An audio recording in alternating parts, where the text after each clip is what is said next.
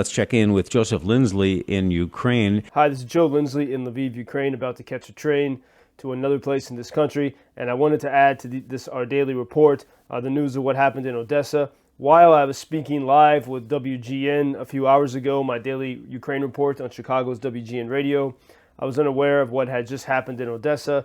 The Russians sent a missile to a residential neighborhood, causing much destruction. And then, as soon as the rescue workers arrived, Russians sent a missile to the same place, targeting the rescue workers.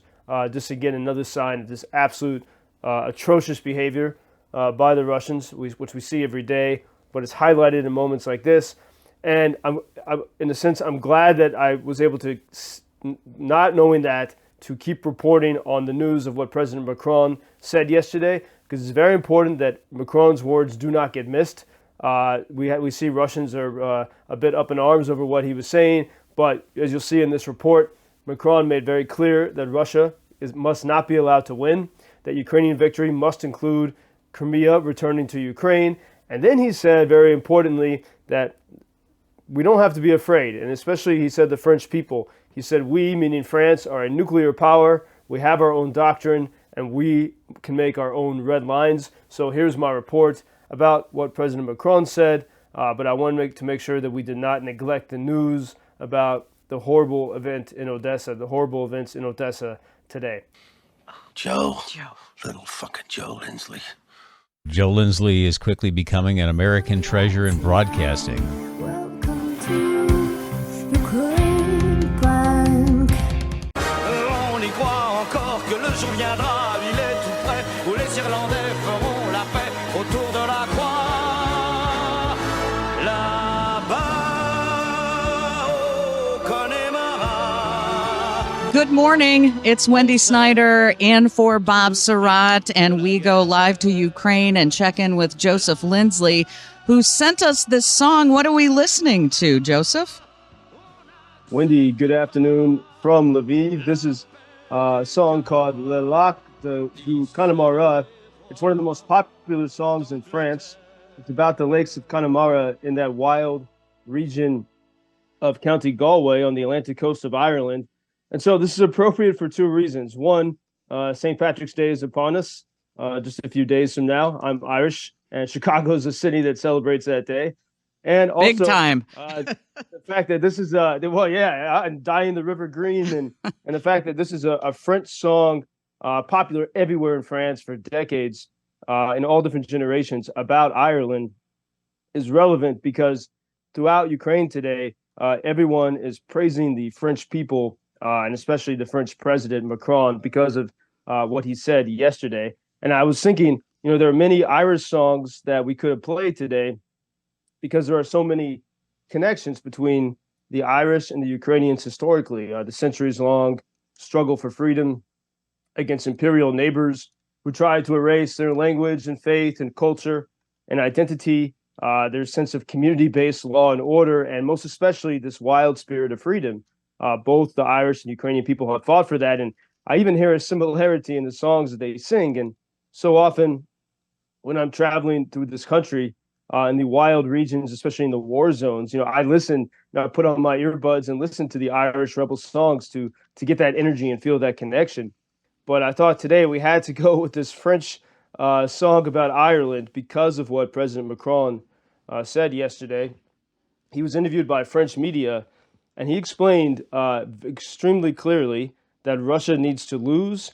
And I think many people are realizing this, that he's stepping into the role of a leader of the free world, a polar opposite of Putin. He introduced a strategic ambiguity, saying to Putin, we will not follow your red lines. We have our own red lines. And it seemed that he was very prepared to be clear and tough, and he was. For example, one of the interviewers, there were two interviewers, and one of them said, are you not ruling out sending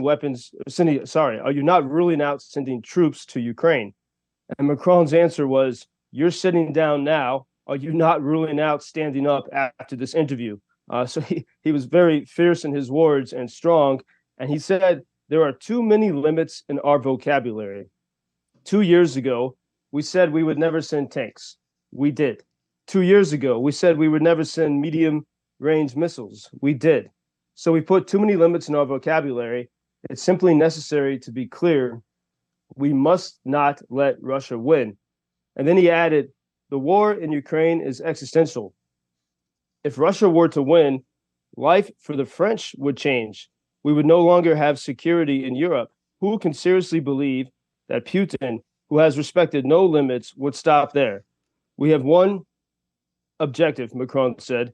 Russia cannot and must not win this war. And instead of sort of letting Putin be the only one who can scare people, Macron said very clearly, he said this, we should, above all, feel protected. We, I think, meaning the French people in particular, we should, above all, feel protected because we are a nuclear power. We are ready. We have a doctrine. And this gave people such a sense of hope and encouragement here. And not just in Ukraine, but people who believe in this cause and see the importance of it around the world.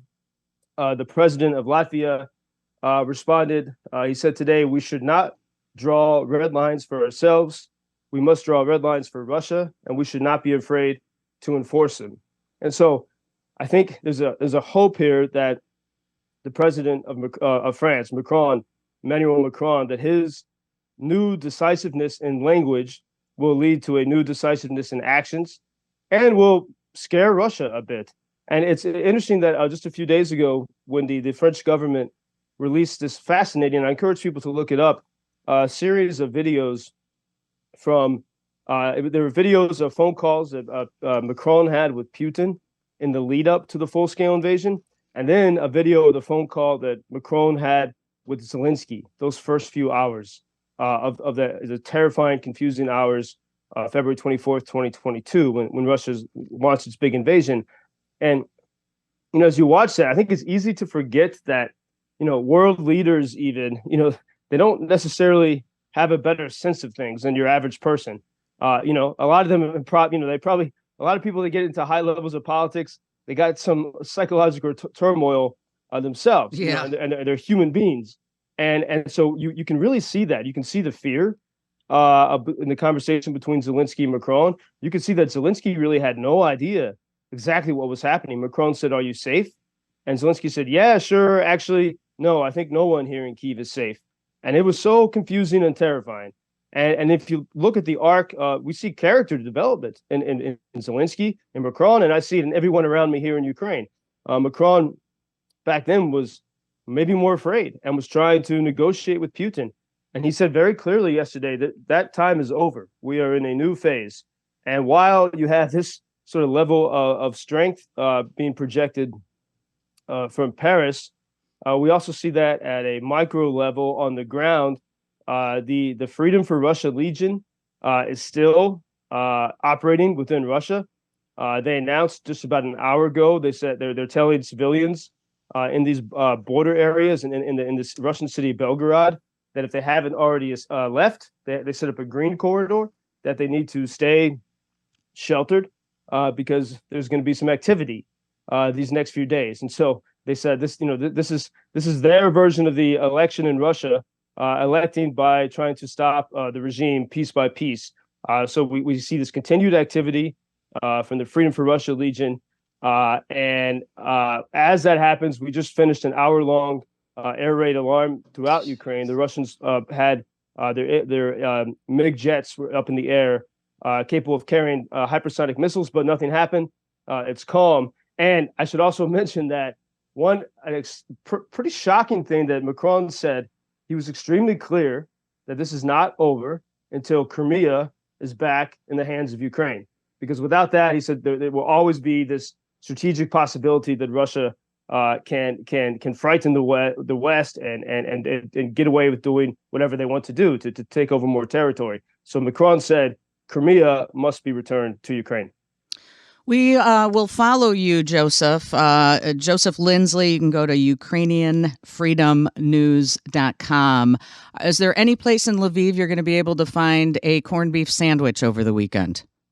Well, I will not be in Lviv. I am traveling to the east. In a few hours, I have a train, and so I'll be listening to those Irish rebel songs as I go toward the war zone. We've had some great American donors have helped us get drones and anti-drone equipment, and so I'm going to go inspect this shipment that WG and listeners helped pay for, and I'm gonna ride along on these adventures, which I can tell you about on Monday. Okay.